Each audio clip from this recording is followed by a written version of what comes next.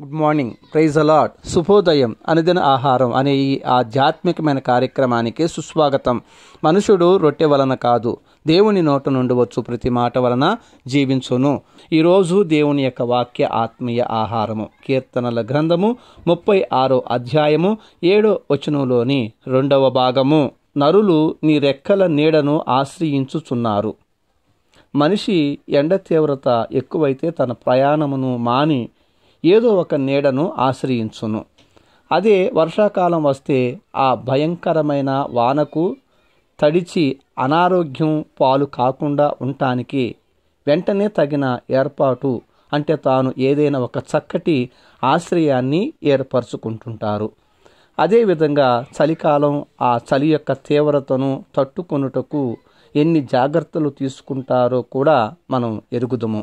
ఇలా ఈ లోకంలో జీవించు ప్రతి మానవుడు తనను తాను ఆయా రీతులుగా కాపాడుకొనుటకు తగిన ఆశ్రయాలను ఆశ్రయించుకొనుట గాని ఏర్పరుచుకొనుట గాని చేసుకొనుచుండగా ఇదే మానవునిని ఒక భయము వెంటాడుతుంది. దానిని ఏ మానవుడు ఎదుర్కొనలేకపోతున్నాడు. ఆ భయానికి లొంగిపోయి నాశనమవుతున్నారు. ఈ మానవుని హృదయములో సంతోషము లేదు. ఎవరెవరో తొందర పెడుతున్నట్లు తరుముతున్నట్లు ఒకటే కంగారు. మరి కొంతమంది కుటుంబాలకు ఆదరణ అనే ఆశ్రయము లేక రోడ్ల పాలవుతున్నటువంటి వారు కూడా ఉన్నారు. మరి కొంతమంది తాము ఎందుకు బ్రతుకుచున్నామో అర్థం తెలియక ఎవరి కోసం బ్రతకాలి, అందరూ చీ పో అన్నారు, నా చేతులతో పెంచిన వారే నన్ను బయటపడేశారు, నేను ఎందుకు బ్రతకాలి, ఎవరి కోసం బ్రతకాలి, ఇలా వారి జీవితాలకు ఆశ్రయము కరువై దేవుడు ఇచ్చినటువంటి ఆయుష్ను అర్ధాంతరముగా నాశనం చేసుకొనుచున్నవారు కూడా ఉన్నారు. ఈ విధంగా చెప్తూ వెళ్తుంటే మానవునికి ఈ లోక సంబంధమైన శరీరపరమైన ఆశ్రయాలు ఎన్నో ఉన్నా ఆత్మకు సంబంధించినటువంటి ఆశ్రయములు లేక నలిగిపోతున్నారు, నాశనం అవుతున్నారు. అయితే ప్రియ శ్రోతలారా, ప్రభువు మనందరితో మాట్లాడుతున్నటువంటి ఈ వాక్యము ద్వారా మాట ఏదనగా ప్రతి మనిషికి దేవుని రెక్కల నీడే గొప్ప ఆశ్రయము. ఎందరెందరో ఈ చక్కటి బలమైన రెక్కల నీడలో ఎంతో గొప్ప నెమ్మదిని పొందుచున్నారు. ఎందుకంటే ఈ రెక్కలు నీడ ప్రేమపూరితమైనటువంటి బలమైనటువంటి నీడ. నేను కూడా ఈ రెక్కల నీడను ఆశ్రయించి తృప్తిని నెమ్మదిని పొందుచున్నాను. ఎందుకంటే ఈ ఆశ్రయము దేవుడు ఇచ్చిన గొప్ప ఆశ్రయము, దేవుని రెక్కల నీడలో కప్పబడిన ఆశ్రయము.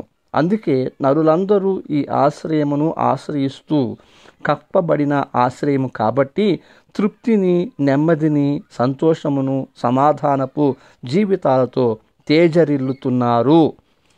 కోడి పిల్లలు, పసిపిల్లలు దుష్టుడైనటువంటి గ్రద్ద అనేవాడు ఎక్కడ తన్ను ఎత్తుకుపోతాడోనని ఎల్లప్పుడూ తల్లి రెక్కల నీడను ఆశ్రయించి తమ ప్రాణాలను కాపాడుకొనున్నట్లు అపవాది తంత్రములు ఎరగక ఎవరైతే తమను తాము ఈ రెక్కల నీడను ఆశ్రయించి కాపాడుకునే ప్రయత్నము చేయని ఎడల అపోస్తలుల కార్యములు 5వ అధ్యాయములో గల అననీయ సపీరాల వలె బలి కావలసి ఉంటుంది.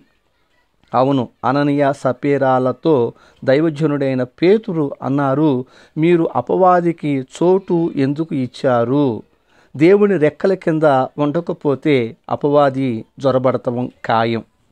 అపవాది యోబును శోధించటానికి ముందే ప్రయత్నించాడు. కానీ యోబు తన భయభక్తులు, తన యొక్క దేవుని ఎడల ఉన్న భయము, యథార్థతతో దేవుని బలమైన రెక్కల నీడను ఆశ్రయించినందున వాడు యోబును ఏమీ చేయలేకపోయాడు.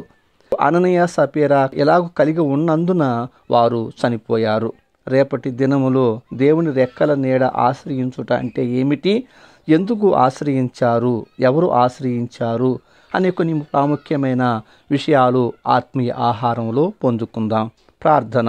ప్రేమస్వరూపమైనటువంటి మహాకనికరం కలిగిన మా పరలోకపు తండ్రి, నీకు స్తోత్రములు.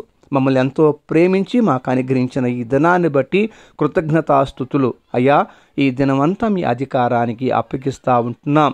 మమ్మల్ని మీరు ఏలుబడి చేయండి. మా ప్రవర్తనను, మా సమస్త దృష్టిని యావత్తూ కూడా మీరు స్వాధీనంలో పెట్టుకొని ఈ దిన క్రియలను బట్టి మేము తీర్పులోనికి రాకుండా మమ్మల్ని ప్రభువా మీరు స్వాధీనపరచుకొనండి.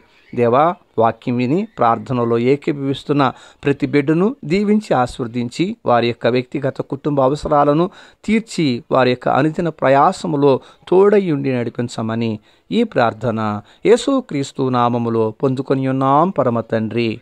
ఆమెన్. తండ్రి, కుమార, పరిశుద్ధాత్మ త్రియేక దేవుని అన్యోన్య సహవాసము సదాకాలం మనకు తోడై ఉండి నడిపించునుగాక. ఆమెన్. Thank you. ప్రభుపాద సేవలో పాస్టర్ ఉమా జాషువా.